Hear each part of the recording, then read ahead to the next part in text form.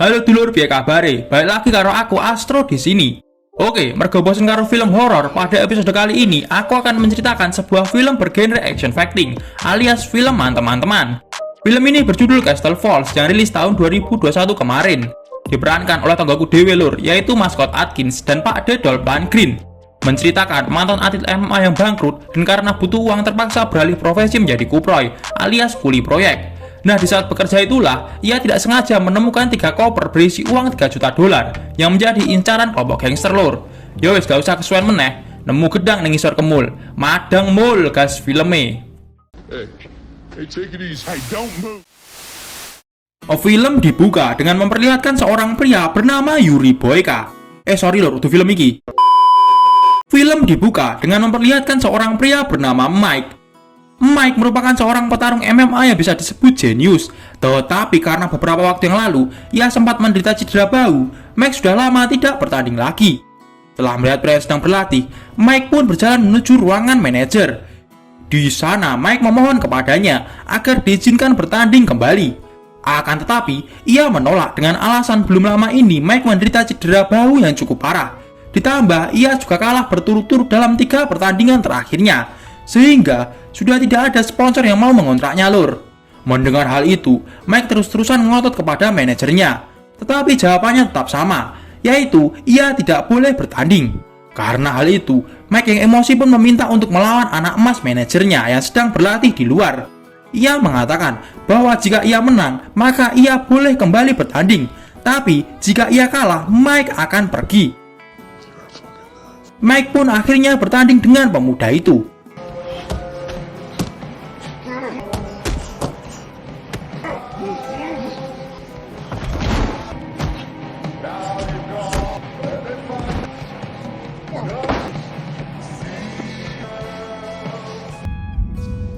Pada awalnya, Mike dapat menjatuhkan pemuda itu, tapi karena kecerobohannya, ia kalah dalam pertandingan tersebut lor.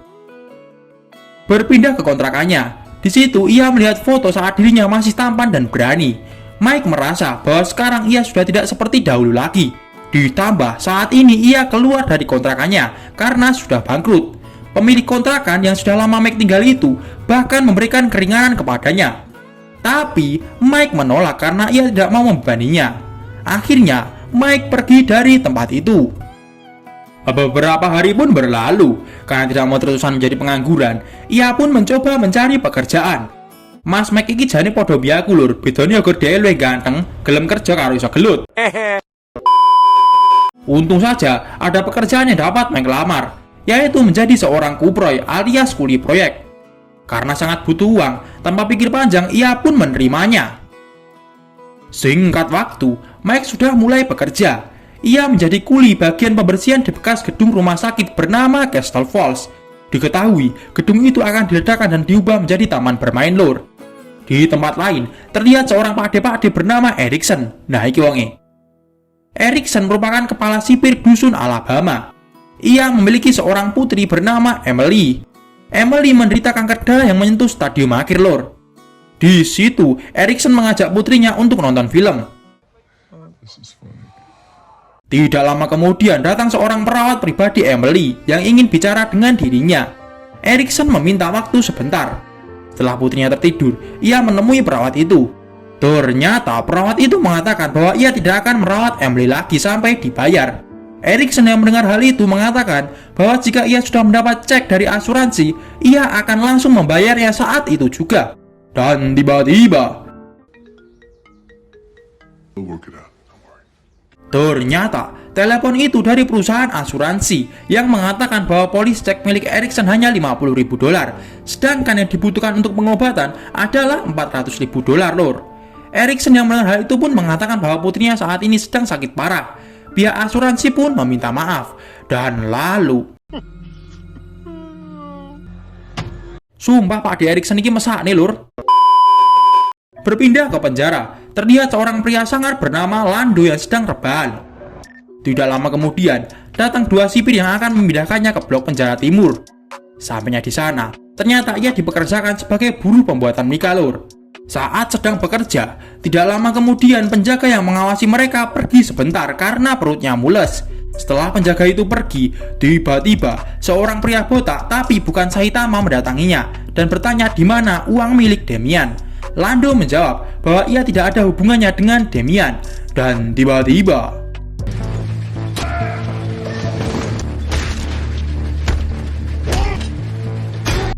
karena hal itu, mereka pun adu mekanik. Di sisi lain, terlihat Mike yang sedang merenung. Ia masih tidak menyangka bahwa ia sekarang menjadi kuli bangunan. Padahal dulu ia merupakan salah satu petarung MMA terbaik. Jadi orang masalah sih podo-podo halal kok. Ya Lur. Saat merenung itu, tiba-tiba mandor proyek datang lalu menyuruhnya untuk jangan bermain-main dan kembali bekerja. Di sisi lain, terlihat Pak Wali Kota yang sedang kampanye. Ia meminta dukungan masyarakat untuk dirinya yang akan mencalonkan diri lagi. Ia juga mengatakan bahwa Castle Falls minggu depan akan diruntuhkan dan diubah menjadi distrik komersil yang baru.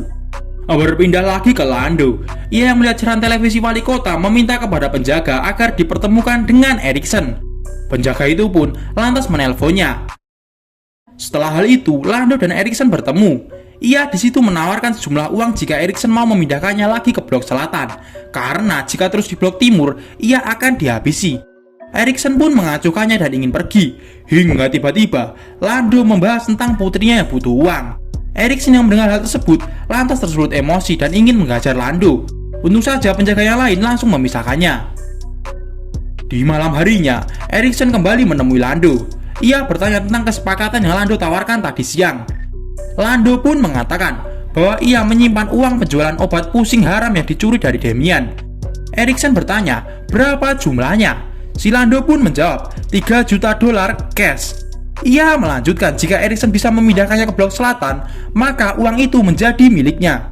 Erikson pun menyetujuinya dan bertanya di mana uangnya. Lando pun menjawab di rumah sakit Castle Falls. Di tempat lain, seorang sipir mendatangi Damian yang merupakan bos gangster. Ia mengatakan bahwa beberapa jam yang lalu Erikson menemui Lando. Lando mungkin akan membuat kesepakatan dengan Erikson untuk memindahkannya ke blok selatan dengan imbalan uang Damian yang Lando curi. Damian pun marah dan lalu masa benjekotmu nyapres Willow. Ia meminta bantuan kakaknya yang bernama Deacon di luar penjara. Di sini bisa dikatakan bahwa Damian mengendalikan peredaran dari dalam penjara, sedangkan Deacon mengawasi dari luar penjara Lur. Berpindah ke Mike, terlihat ia sedang ngobrol-ngobrol santuy dengan temannya bernama Ijat. Di situ, Ijat mengatakan bahwa sebenarnya ia tidak suka menjadi kuproy seperti ini. Akan tetapi, ia memiliki anak dan keluarga yang harus dihidupi. Hingga saat akan kembali bekerja, Ijat mengatakan bahwa sepertinya ia pernah melihat Mike. Ijat lanjut bertanya, dari mana asal Mike? Mike mengatakan bahwa ia berasal dari Paramount Gym Birmingham. Mendengar hal itu, Ijat langsung teringat bahwa dulu ia pernah melihat Mike saat bertarung MMA. Ijat melanjutkan bahwa Mike sangat hebat dalam menghajar musuhnya saat itu. Dari sini, terlihat hubungan Ijat dan Mike sangat akrab. Di sisi lain, terlihat Deacon dan istrinya sedang mengintai Castle Falls. Mereka merencanakan akan masuk ke dalam setelah para pekerja proyek itu pulang. Kembali lagi ke Mike, terlihat ia dan Ijat sedang memindahkan barang yang akan dibuang. Ijat di situ mengatakan kepada Mike bahwa ia ingin sekali ke Alaska karena wanita di sana cantik-cantik. Oh, masih jadis duwe anak bojo aja sembrono. Mike yang mendengar Ijat pun hanya tertawa-tawa kecil. Singkat waktu, setelah membuang barang tadi, Mike ingin membersihkan sebuah ruangan. Akan tetapi saat membuka lemari kayu di sana, ia melihat Mike menemukan tas yang ditutupi plastik. Dan saat akan mengecek isi tas itu, tiba-tiba saja Ijat menghampirinya dan mengatakan bahwa sudah waktunya jam pulang, karena sekitar 1 jam lagi gedung itu akan diledakkan. Mike yang tidak mau tas itu diketahui Ijat pun ikut pulang, dan berencana mengambilnya nanti setelah sepi. Di tempat lain, terlihat Deacon dan circle-nya berencana masuk ke Castle Falls dengan menyamar menjadi pekerja di sana. Deacon juga mengatakan agar menunggu Erikson masuk, karena lokasi uang itu hanya diketahui oleh dirinya. Di sisi lain, Pak D. Erikson sedang bersiap-siap untuk pergi ke Castle Falls. Tidak lupa, ia membawa kain yang selalu dipakai anaknya.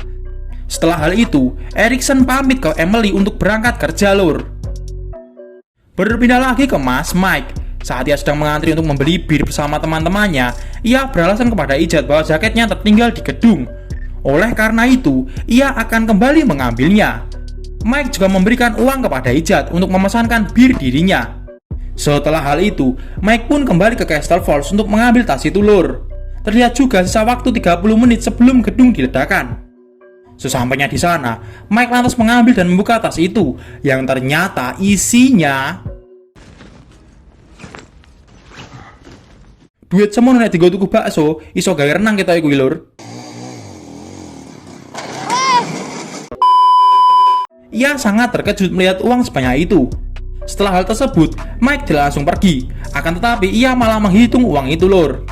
Di sisi lain, terlihat Pak D. Erikson yang masuk ke gedung itu. Dan tanpa diduga, ternyata ia sedang diintai oleh anak buah Deacon yang kita panggil saja Ehsan. Ehsan pun lantas menelpon Deacon bahwa Erikson sudah masuk ke sana. Tidak berselang lama, Deacon dan circle-nya datang ke sana. Akan tetapi, di pintu masuk gerbang itu dijaga oleh security. Deacon pun mengatakan bahwa ia merupakan pembersih asbes. Tapi, karena security tidak percaya, pacar Deacon pun menodongkan bedilnya. Dan dengan ajaibnya, security itu mengizinkan mereka masuk. Dan bahkan ia juga mau tangannya diborgol. Ya jelas lah. Akan tetapi, saat security itu melihat wajah pacar Deacon, ia dengan sembrononya malah mengatakan, "Mbak, kita aku pernah roken yang sarkem dhisik." Karena mengatakan hal tersebut, ia pun dihabisi. Di sisi lain, terlihat Erikson sudah naik ke atas gedung itu. Di sana, ia melihat banyak dinamit yang siap untuk diledakkan. Sementara Deacon dan circle-nya juga sudah masuk dan mengatur strategi. Kembali lagi ke Mike, ia yang sedang ngehalu beli odong-odong, tiba-tiba mendengar suara orang masuk. Ia pun melihat, dan ternyata itu adalah Erikson. Mike pun segera memasukkan uangnya kembali, dan ingin segera pergi dari sana. Akan tetapi saat di tangga, ia malah melihat anak buah Deacon. Mike pun terpaksa kembali ke atas, lur.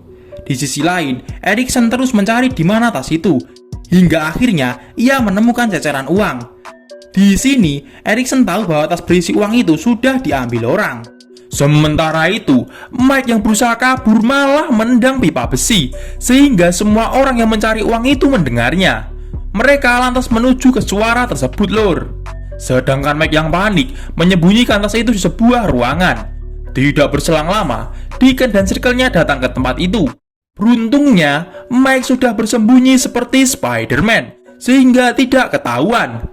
Namun, Mike malah melihat Erikson yang juga sedang bersembunyi. Hingga tiba-tiba, salah satu anak buah Deacon ingin mengecek jendela. Tetapi untung saja temannya mengabari bahwa ada seseorang di area pembuangan. Mereka pun langsung menuju ke sana. Ternyata, orang yang dimaksud adalah Ijaz yang ingin mencari Mike. Mereka langsung mengecek barang-barang yang dibawa Ijaz. Terlihat dari atas, Mike melihat hal itu dengan khawatir. Dan saat mengecek itu, ternyata istri Deacon menemukan sejumlah uang. Deacon yang melihat hal itu langsung menginterogasinya. Akan tetapi, Ijaz yang benar-benar tidak tahu apa-apa malah dikira berbohong. Dan tiba-tiba saja, Ijaz dipukul dari samping hingga tumbang. Mike yang melihat hal itu hanya bisa pasrah.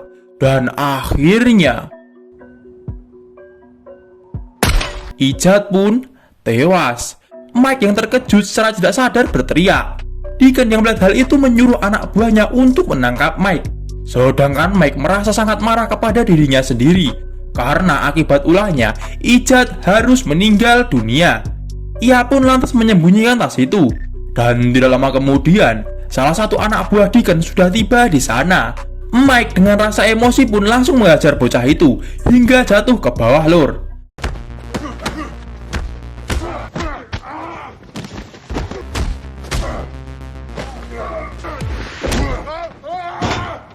Tidak lama kemudian, satu lagi anak buah Deacon datang. Mike kembali menghajarnya. Akan tetapi saat sudah akan menang, dari belakang istri Deacon malah menggaploknya.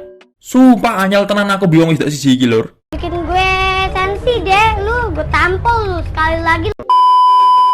Mike pun akhirnya tertangkap. Dan saat akan dibawa ke bawah, untung saja Mike yang merupakan juara MMA bisa meloloskan diri, lur. Tuh, tapi saat di bawah, ternyata Erikson sudah menunggunya. Lagi-lagi, Mike kembali bertarung.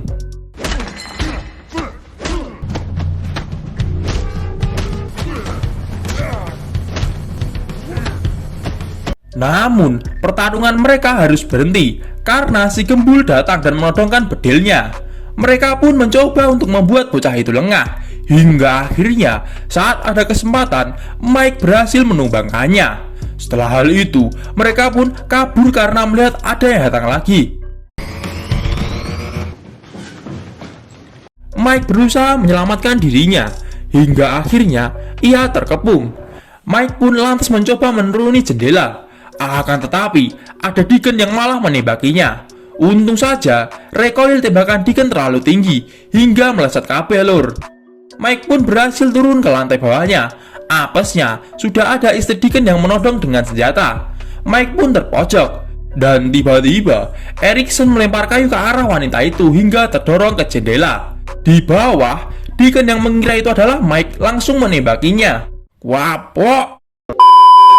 Deacon yang melihat hal itu sangat terpukul. Ia berjanji tidak akan membiarkan Mike dan Erikson hidup-hidup.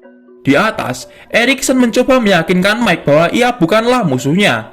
Ia bahkan membantu mengobati tangan Mike yang terluka. Hingga tiba-tiba, anak buah Deacon tiba di sana. Mike dan Erikson pun langsung menghajarnya tanpa ampun. Setelah hal itu, Mike menodongkan senjatanya ke arah Erikson karena mengira ia akan menjebaknya. Karena Mike terus tidak percaya, Erikson pun akhirnya mengatakan soal keadaan putrinya yang terkena kanker dan sangat membutuhkan uang itu lur. Ia juga mengatakan jika kain untuk membalut luka Mike adalah miliknya. Mike pun akhirnya percaya. Setelah hal itu, Mike mengambil HT milik anak buah Deacon. Melalui HT itu, ia mengatakan bahwa akan membalas perbuatan Deacon yang menghabisi Ijaz yang sama sekali tidak bersalah. Mike juga mengatakan, jika Deacon mau uangnya, maka ia harus mengambilnya sendiri. Mike pun lantas mengambil 3 tas yang ia sembunyikan. Ia juga memberikan 1 tas untuk pengobatan Emily. Setelah hal itu, mereka pun mencoba untuk keluar melalui pintu bawah. Akan tetapi, saat mengintip, malah ada tembakan. Erikson pun akhirnya mengajak Mike turun melalui atap di lantai 6. Di sisi lain, Pak Wali Kota dan seluruh pendukungnya mulai bersiap untuk meledakkan gedung itu. Berpindah lagi ke Mike dan Erikson. Saat hampir sampai pintu keluar, dari belakang mereka tiba-tiba ditembaki. Mike pun menyuruh Erikson pergi dahulu, sedangkan ia akan menahan mereka. Setelah melihat Erikson sudah pergi, Mike pun menyusulnya. Deacon yang melihat hal itu langsung menyuruh Ehsan untuk menghadang di bawah, sedangkan ia akan mengejar Mike. Baku tembak pun terjadi lagi. Erikson yang tahu gedung 4 menit lagi akan diledakkan, lantas menyuruh Mike untuk cepat. Namun, Mike yang terjebak menyuruh Erikson pergi saja, karena ada anak yang menunggunya. Karena sudah tidak ada waktu, Erikson pun pergi duluan, sedangkan Mike malah kehabisan peluru. Ia pun melemparkan segepok uang dan saat Deacon lengah, Mike pun menyerangnya. Dan akhirnya, mereka berduel.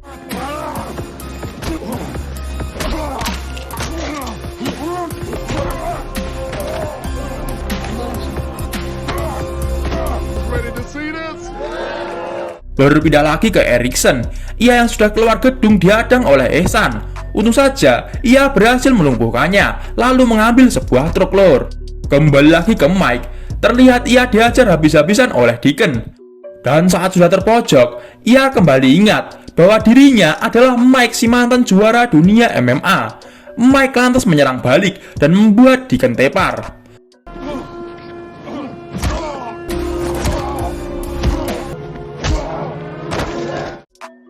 Setelah hal itu, Mike mengambil tasnya dan segera pergi dari sana. Dari bawah, Erikson yang melihat Mike lalu berhenti dan menyuruhnya melompat ke truk itu. Mike pun melompat dan berhasil tepat sasaran jatuh ke truk itu. Sedangkan Deacon malah wis ra beres sok wong iki. Dan setelah hal itu, gedung pun diledakkan.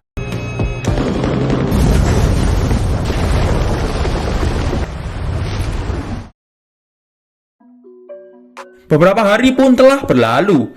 Terlihat keluarga Ijaz yang sedang sedih karena kepergiannya. Anak-anaknya terlihat akan berangkat sekolah. Akan tetapi, saat di pintu, anak Ijaz memanggil ibunya. Dan ternyata Mike meninggalkan sejumlah uang di sana. Setelah hal itu, Mike memutuskan untuk pergi ke Alaska. berpindah ke penjara. Di situ, Erikson memindahkan Deacon ke sel selatan. Setibanya di sana, Lando dan gengnya datang untuk menghajarnya, Lur. Dan film pun berakhir. Piye, Lur? Gayeng toh? Kalau semisal ada kekurangan dalam menyampaikan filmnya, aku mohon maaf ya, Lur. Ojo lali like dan subscribe video iki ben kalian gak ketinggalan video-video baru dari Astrologic. Oke? Yo wes, sekian video kali ini. See you dan bye-bye.